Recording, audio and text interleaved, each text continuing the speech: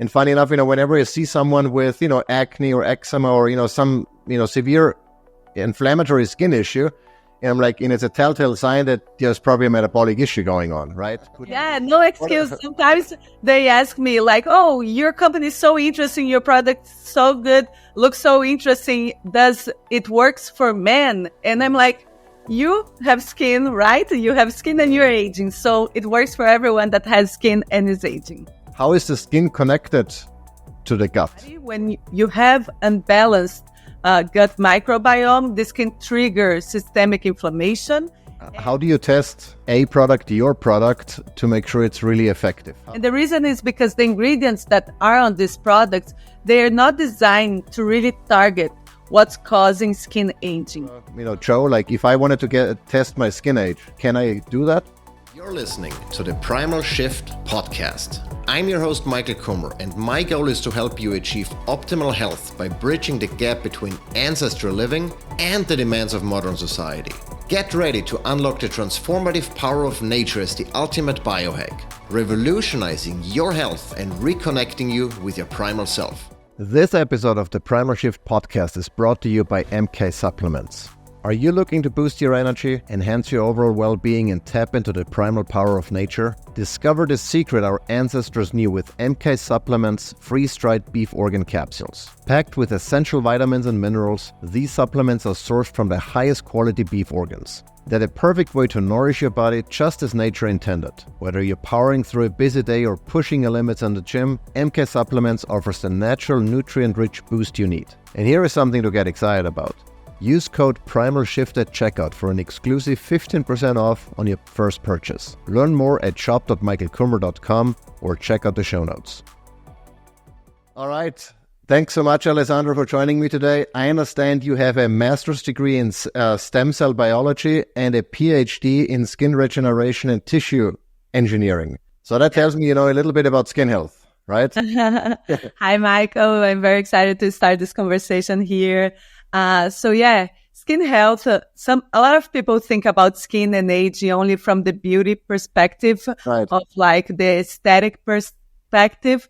But actually, skin health is so important for us because the skin is a vital organ. It's like a protective organ that's protecting our whole body from all the external stressors. It's also maintaining the homeostasis of our body, keeping the water balance, the temperature balance, protecting against infection. So when our skin starts to get disrupted or unhealthy, you have more permeability of your skin barrier. You're being more susceptible to infection to enter your skin. You're breaking this barrier. You're increasing the inflammation that you're bringing to your body through your skin. And because the skin is such a large organ, is our largest organ. If you have a skin unhealthy with aging, you are increasing the inflammation of this tissue, and because of its size, it's contributing to the whole overall inflammation of your body. So it's adding inflammation to the inflammaging, to that excess of inflammation that's happening with aging. So it's contributing to the development of chronic diseases. So it's very important to keep a skin healthy while we are aging, so we keep our body protected and we avoid increased inflammation coming through because of this permeability of the skin barrier, this increased permeability on the skin barrier. Right. So it would be fair to say then that the skin, or an unhealthy skin, cannot only contribute or cannot only be a reflection of your systemic health or your metabolic health, your systemic inflammation maybe that you might be having, but it can also make it worse. Yeah, it can also make it worse. Yeah. So it's a sign, but also a factor in making it worse. And funny enough, whenever I see someone with, acne or eczema or, some, severe inflammatory skin issue, and I'm like, it's a telltale sign that there's probably a metabolic issue going on, right? Could it be, maybe, a gut issue that is reflected in the skin. You mentioned, permeability. I mean, the same happens in the gut, right? And so how is the skin connected to the gut? Or is there a connection between those two? There is connection. The gut actually is connected with our overall health in our whole body. There is studies connecting these functions with the gut microbiome and also Alzheimer's and other chronic diseases. So the gut microbiome is very important also on keeping the healthy stage of our body. When you have unbalanced gut microbiome, this can trigger systemic inflammation. And if it's triggering inflammation, this can go to the skin and leads to inflammatory diseases on the skin as well. Right. And I read in, I think it was on your website or somewhere else, but if you treat skin issues, you can positively impact your systemic health as well, meaning that you can, by reducing skin inflammation, you can reduce chronic inflammation. Is that true? Yeah, that's correct. Like we just finished a clinical study and is now under review to be published on a scientific journal, where we enrolled participants that were above 60 years old, so between 60 and almost 90 years old. So elderly people that has already the skin more compromised and the level of inflammation increased. And we collected blood at the baseline of this study. Mm-hmm. We also enrolled 60 participants. 30 was using a moisturizer on their whole body without any active, and 30 were using our OS1 body formula. Mm-hmm. And after 12 weeks, what we saw was not only improvement that we measure on their skin of their body, and we saw improvement on the skin barrier, on the hydration of the skin, the perception of the group that was using, and they were blinded, using the OS1 body product was way higher in terms of the general quality of the general appearance of the skin, reduction of the crepiness of the skin. And when we looked to the inflammatory profile, the systemic inflammatory profile on the blood, on the plasma of the blood, the group that received was treating with OS1 body that improved the skin barrier also had the levels of the inflammatory markers reduced. Some of them significantly reduced. And the other group, you don't see this change. And even like there's some increase happening because like aging is happening. So we could see in this data that by improving your skin quality, improving your skin barrier, there is a correlation that you can be decreasing or decelerating the aging process systemically and reducing the systemic inflammation, which is super interesting. That is interesting. So I guess there is then no excuse anymore for men not to take care of the skin too. Yeah, no excuse. Sometimes they ask me like, oh, your company is so interesting. Your product is so good, looks so interesting. Does it works for men? And I'm like, you have skin, right? You have skin and you're aging. So it works for everyone that has skin and is aging. Right. Oh, cool. Very interesting. Now, there are obviously a lot of skincare products out there on the market. And most of them, much like, in every other product category, probably don't work or are ineffective. Or in worst case scenario, make the situation worse. They have inflammatory ingredients. What are some of the ingredients or why are so many products ineffective? Why? Or let me rephrase it maybe. The skin is there to protect us, to not let everything pass through, right? Yeah. So I think the simple idea is whatever you put on goes onto your skin. Like you put like almond oil or, whatever it is, in beauty products, you put on it goes into your skin. But that's not really true, right? There is only certain things can go through and other things cannot for a good reason. Yeah.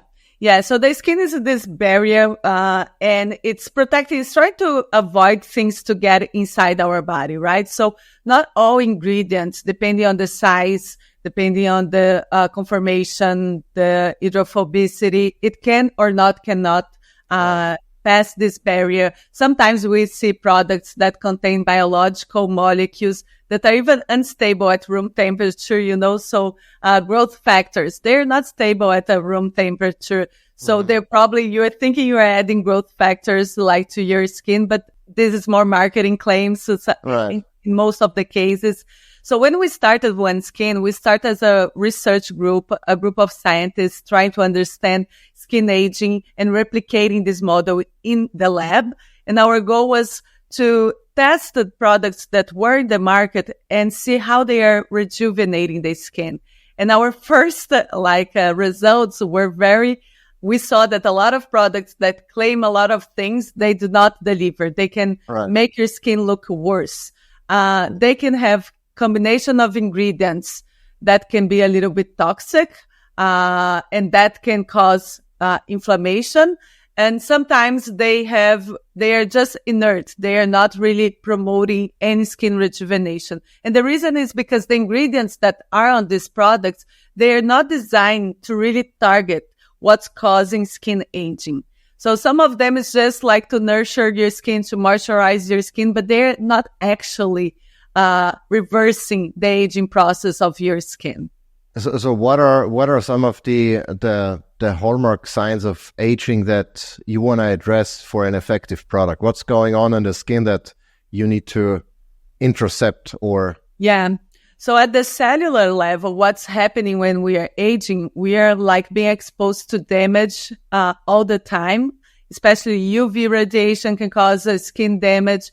And when a cell starts to accumulate too much damage, it can stop the division and can become a senescent cell. Mm-hmm. Senescent cell is a cell that has accumulated damage, stops cell division, and starts secreting inflammatory markers. Mm-hmm. When we are young, our immune system understands that signal and eliminates that cell. But with aging, we start to accumulate those cells. And when they start accumulating and releasing this inflammation, they start being a negative influence to the environment, and they are helping to lead to collagen breakdown. They help they contribute to a more worse skin barrier, thinner skin barrier. So the presence of these senescent cells with aging, it's detrimental to their skin health. Mm-hmm. So what we looked for in the beginning was to find a molecule that would specifically reduce the accumulation of these senescent cells that are also known like zombie cells. And we like to do an analogy like a bad apple in the basket. If you have a bad apple there and if you do not remove it, later on all your other apples will become bad. So it's the same concept, more or less. And so far, there was not ingredients in the market that were targeting this accumulation of those senescent cells in the skin. So we identified this new peptide, OS1 peptide, that's able to increase DNA repair pathways inside of the cell and avoid the cells they get more resilient to damage, and they avoid to become senescent and to be secreting this inflammation on the skin. That's detrimental to the skin. Okay, so just to clarify, because cell death, I think, is also a good thing, right? Because if cells, at some point they need to die and then be carried away, right? Yeah. So is it being more efficient in removing and cleaning up, or really also at preventing the cell from getting to that point, or slowing down that cell death, basically, or that point of no return, I guess? Yeah, it's actually the cell. If the cell becomes senescent and would die, that would be the normal process. But because they don't die, that's why we want to avoid them to go to that route, because they would become senescent and they would stick to the tissue. So what our product is doing is more preventing the formation of new senescent cells, but it's also reducing the inflammation that the senescent cells are secreting. And sometimes this leads to apoptosis or a reduction of the current senescent cells that you already have. So it's not that they call this class of molecules that kills senescent cells like senolytics. They are designed to go there and kill the senescent cells. Our peptide is not exactly a senolytic, but it can reduce some of the senescent cells that are already on the tissue, but is more preventing the formation of new ones as well. Okay, gotcha. And that whole cell senescence, that's not really limited to skin health, right? That's what's going on everywhere. That's going on period, right? Yeah. It's going on our skin, but this aging process is actually happening in all the tissues of our body. So cellular senescence, it is one of the hallmarks of aging that was already described. And it's already scientifically shown and proven that we accumulate senescent cells in all tissues of our body, and they are associated with the presence of chronic diseases. So in the brain, there is accumulation of senescent cells and a correlation with Alzheimer's diseases, also in joints with arthritis. So there are associations with several other diseases not only on the skin. And there are companies and researchers looking to how to reduce on other parts of the body, the senescent cells, to promote a longer health span, or even to treat when the disease is already installed by reducing the senescent cells that are there, can also be a way of treating some diseases. Mm-hmm. Is there a path forward to making this a systemic kind of peptide that you can inject or swallow? In theory, yes. There is the capability of this peptide to be used beyond the skin. But to do all the investigation to go beyond the skin requires a lot of investments and clinical studies. And we decided to focus first on the skin. But there is the potential there. We have done some partnerships to evaluate the effectiveness of this, even other molecules of our library that are also similar to the one we have on our topical skin products, to evaluate for other applications beyond the skin. But because we're a small company, we're focusing on the skin, but the mechanism of action would be the same and can help other diseases beyond the skin.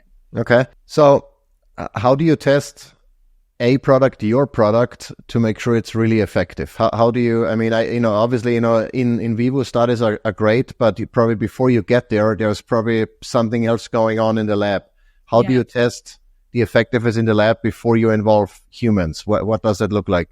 So our pipeline starts always in the lab, and we are able to regrow human skin in the lab from different ages and understand the skin aging process. We also receive ex vivo skin that's left over of plastic surgery, so we can test a molecule or the final formulation in these two platforms of 3D skins and ex vivo skin. And after the treatment, we can look to the morphology of the skin, meaning we can evaluate how thick and how strong is the skin barrier. We also isolate the RNA of the skin and see how the biomarkers of aging and inflammation, what's going on, if they are being decreased or increased. So we have a panel of 20 genes that we look, 20 markers, and we kind of give a score if they are going on the right or wrong direction after the treatment. So at the end, we can evaluate if a product is affecting positively or negatively the skin aging. And we also have a way of measuring the skin biological age, looking to the DNA. So by isolating the DNA and looking to epigenetic changes, methylation changes on the DNA, we can correlate how young or old this skin is. And this is very interesting because then it's not subjective anymore. It's like your DNA is telling what's the age of your skin. Yeah. And different from our chronological age, that's the age when you're born, is the time that Earth goes around the sun. So everyone that's born on the same day is aging at the same speed, right? After 1 year, 2 years, they complete the same age. But the biological age is affected by all our lifestyle choices. So things that we eat, what we put on our skin, the stress level that we are, the quality of our sleep, this is all impacting on the biology of our body. And this can make a tissue be aging faster or slower compared one person to other.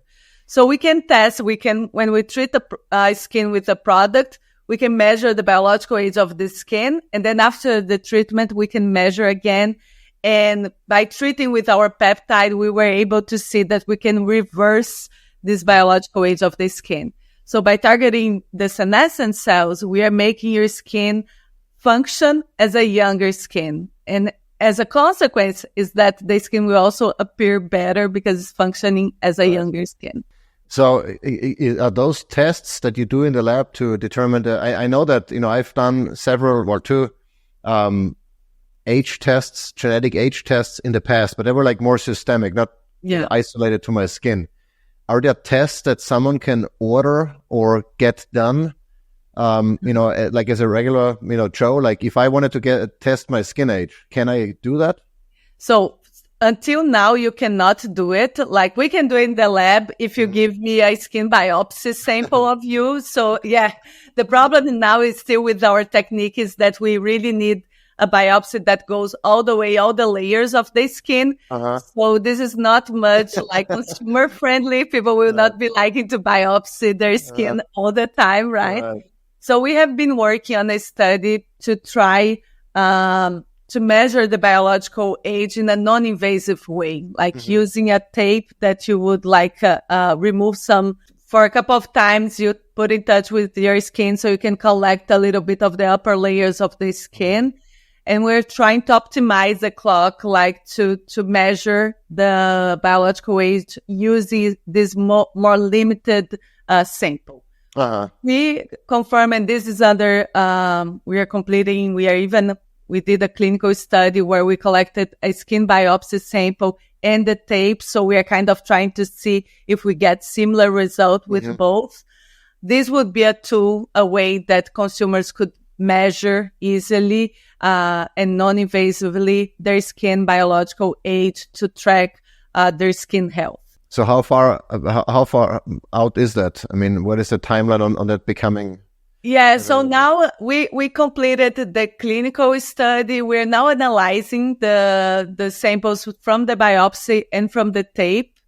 Then after we have this still would be something, if everything goes well, we may be able to bring to the market next year, if we think it's feasible. Right. The data we'll probably have in the next 2 months from now.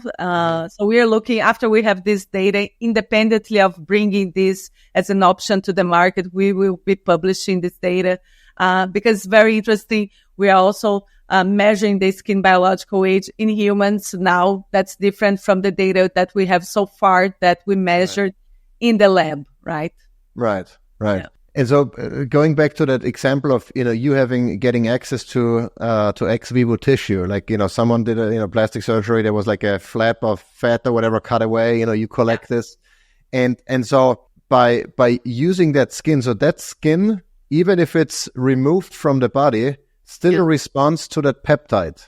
Yeah, it still responds. You can still keep it alive in the lab when you give you put on the right conditions and you supply with the nutrition that the skin needs. You can keep it alive by around 7 days in the lab. So during this period of 7 days that you keep the skin alive outside the body, you can test and it responds to all the products. You can see, even when a product is causing peeling on the skin, you see this on the skin in the lab as well. We also test our sunscreens that we are developing. You can also treat the skin exposed to UV and you see the difference when you have sunscreen or you don't have sunscreen on the skin, what's happening. So the skin is able to respond for 7 days.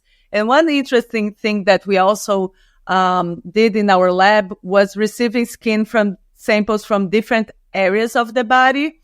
So we developed an eye cream, and that was just when we developed our first product, the face that contains OS1 was developed to use in the whole face. Right. Then we started to study and we got on a study that was already published that showed that when they measured the biological age from the skin under the eye and upper the eye and compared to the temples, the biological age of the skin here was 20 to 30 years older than the rest. So we know that the skin here is thinner and it's the first skin to show the signs of aging. You start having those crow's feet. But biologically, I was not aware of that. That skin is actually aging faster as well. So we partner with a dermatologist and we got skin from blepharoplastic surgery. So when people are doing the lift of the eyelid, and that skin is so thin, and we were able to see in the lab that there is more markers of aging on the skin compared to the rest of the face. So we optimize a formula with a higher concentration of our peptide, specifically to boost this specific skin because of the quality of how the skin looks and how it's aging fast. Right. So we have more peptide, and we were able to see that OS1 phase, it's able to reduce markers of aging, but it's more effective, even more effective with the eye version. And it can boost more collagen in the skin area specific from the eye. Okay, I have to be more diligent then, because I always use the OS1 just everywhere. Yeah, it's already good. You're already doing good for yourself. But if you want to be better, you use the eye cream around the eye. Gotcha. All right. You mentioned sunscreen. We talked before we started the recording, and I told you that I'm not a huge fan of sunscreen, but then, much like you, we went to Costa Rica earlier this year, and I thought I had a relatively solid sun callus from Georgia, that is, where it gets pretty hot and humid in summer, and a relatively high UV index.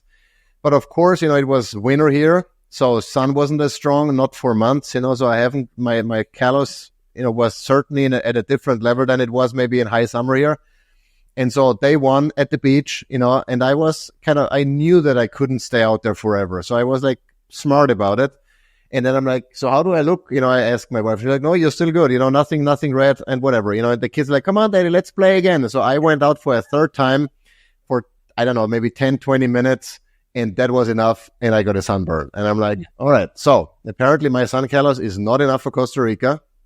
And fortunately, we brought the OS1 face, right? I think it's called, the sunscreen. Yeah. And so, it was a face sunscreen, right? But we really used it on everywhere where we had exposed skin. Yeah. I mean, we do build callus for sun protection, but there's a limitation there, and especially when you're going from months without seeing any sun and going straight to a place where the UV index is higher. And in Costa Rica, the sun really shines bright, it's strong there. You need, without sun protection, you will be causing the amount of UV radiation is too high, and you will be causing damage to your skin. And this damage that's been caused, it's leading to the accumulation of more senescent cells. So anytime, even every time that you get a sunburn, that you get exposed to sun on excess, you are aging, you are damaging your skin in a way that's detrimental to your skin health later on, because you're just now, maybe you're not seeing that much, but with time, you will be having the reflex of not protecting the sun from the sun when you were younger or so. Yes, and I thought about it. I'm like, at the end of the day, I consider sunlight or UV light specifically a hormetic stressor. It's much like working out or exercising or cold plunging or sauna bathing. There is a good amount that is healthy for you, but when you overreach that threshold, it can become problematic. And it's the same with the sun, obviously. If you get a sunburn every week, at some point you will likely have skin cancer or something or another metabolic disease caused by the inflammation in your skin that is then becomes systemic, especially if the rest of your lifestyle is not necessarily dialed in and conducive to optimal health. Exactly. And what is interesting about our sunscreen, the phase that you were using there, is that we combine not only the sun protection factor that we use, non-nano zinc oxide, so with OS1 peptides. So we have the peptide in the formula. So the peptide in the formula, it's helping to any damage that you already had, or if you're exposing too long to the skin, it's helping your cells to recover faster from that damage. And for this summer, we will be launching in the beginning of the summer the body version of our sunscreen. That is a very beautiful formula, and differently from the face, has more water resistance. So it's 80 minutes of water resistance. So when you're at the beach, this is very important because we sweat a lot. We go in and out from the water. So we are very excited about the body SPF that we'll be launching this summer, coming soon. Okay, cool. Now you mentioned non-nano. What's the problem with nano zinc? So nano. So the zinc oxide the concept of these mineral sunscreens is to form a barrier and reflect the sun, the UV radiation. And that's different to chemical sunscreens, right? Yeah, it's different because usually chemical sunscreen, they absorbs the UV radiation, while the mineral one reflects the UV radiation. But when you have nano size of these molecules, they can actually penetrate your skin. So they can form the layer of barrier that can penetrate, and depending on the concentration, they can get even to the bloodstream and can start being a little bit not as safe as the non-nano zinc oxide. Okay. All right. Because some of the problems with chemical sunscreen is also that they can be absorbed by our body and they can get to the bloodstream. So the mineral ones are considered, at least for us as well, the best ones because they will not penetrate. They will create a layer of protection on your skin. Right. But one thing, and I think that's maybe one of the reasons, or it is one of the reasons why I'm not a huge fan of sunscreens, is because I don't like the stickiness. If I'm at the beach and I'm already hot and sweating, and then the thought about putting something on my skin makes it crawl, Yeah. But I've noticed that, your sunscreen, actually, no, it's not up there. It's in my drawer, is very nice to apply, and it doesn't feel like thick. Doesn't feel greasy at all. And the formula for the body now that we developed is also the same, like it absorbs and, it doesn't let you feel like uncomfortable, that sensation of sunscreen. After 10 minutes, you even forget that you have best sunscreen. Yeah. No, I agree. That was one of the things that we noticed immediately. And I think the only reason why I decided to remain in the sun with sunscreen rather than staying in the shade and with clothing was because it was nice to, it didn't bother me on my skin. Maybe before we wrap it up, just generally speaking, with skincare, and because that's also one of the things that I'm super picky about. When I learned that most skincare products on the market, really, it doesn't, and personal care products, not only skincare products, contain endocrine disrupting chemicals, right? That can disrupt our endocrine system, that act like the hormone estrogen, and that's not good for women or for men. If you have extra estrogen, that's not supposed to be there, right? Yeah. And so specifically, what did you guys look at when formulating your products? I mean, what are some of the things that you intentionally removed, and maybe what were some of the challenges that you faced by not using certain ingredients that everyone else is using because it makes, product development quicker or whatever? Yeah, we do an extensive process to develop each of our formulas, that we start looking to what are the kind of ingredients that we want to combine with the OS1 to that specific formula. We contact the vendors, different vendors. We get samples, and I'm telling around 100 samples of different ingredients. We test first on cells, fibroblasts, to check to any kind of side effect of toxicity or inducing something that would be negative to the skin. So sometimes even the same ingredient, hyaluronic acid, for instance, depending on the vendor, the purity of that compound. And usually people just get the instructions from the vendor and they trust that. We test in our lab to confirm that that's not causing any extra inflammation to the skin. So we go over a process of just screening and see if those actives would cause any kind of inflammation or drive cellular senescence. And if there is any indication of that, we eliminate that ingredient.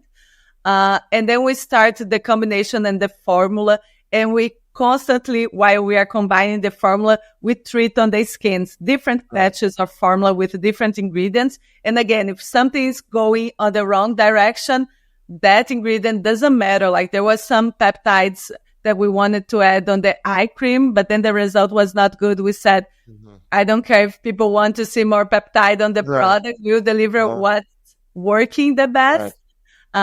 So we check that until the last final version. The final formula, it's really the formula that's performing the best in the skin. And then we started doing beta tests to like make sure even the consistency, how like the usability. And after that, we run a clinical study and then we bring to the market. So it's a whole, like a large process of investigating from the single ingredients to the combination to the formula, and then going to beta test and clinical studies. No, I like that. And that was, I think, when it was the main reason why when someone from you guys reached out to me, I don't know when it was, maybe a year or 2 years or so ago, when I said, you know what, first of all, I'm not really into skincare because I'm a man. I'm not a beauty influencer. But, the whole, cellular senescence, that really piqued my interest. And when I got more into the science behind the product, I'm like, okay, this is really something that I want to use and I have been using since then. And I've been recommending it. And so I really appreciate, the extra mile that you guys go to make sure that what's in there doesn't cause any harm. And has been, thoroughly researched and not just, copy paste from the vendor, what the vendor says, the matter of the source ingredient. Very, very few companies like that can show data the way that we show in terms of like this rigorous process in vitro to get to our formulas. And as you were saying, like a lot of men, they're not so interested on the beauty side of skincare. Right. But we're talking not only about the beauty. Beauty is the consequence. It's really about keeping that organ that's important, resilient, and strong. Yeah. So you can fight aging. You can go through the process of aging at your best. Yeah, no, totally agree. All right, cool. I think there was a lot of good information, a lot to chop up and get into sound bites. I'm gonna leave links to obviously your the page, my review of the product with all the details and how I use it in the show notes, so you can check that out. Anything you want to point out, any resources for people to look at except for the webpage? So on our webpage, for those that are more curious about the science, there is a tab there that's scientific publication. You can find the publications that we have. We have on how we found the peptide. We have clinical studies showing the efficacy of the peptide, on the toxicity of the molecule, the algorithm that measures the biological age. Also, we have a blog section that describes this research and other research on a more digestible way. Uh-huh. So check our blog and follow us on Instagram as well. We like a lot to release content, educational content. Mm-hmm. So on our newsletter, Instagram, on our website, you can learn a lot about not only skin aging, but aging in general, longevity, and how we can empower ourselves to make the right decisions while we are aging to improve our health span. All right. Perfect. I appreciate it, Alessandra. Thank you so much for your time. Okay, perfect. Thank you so much.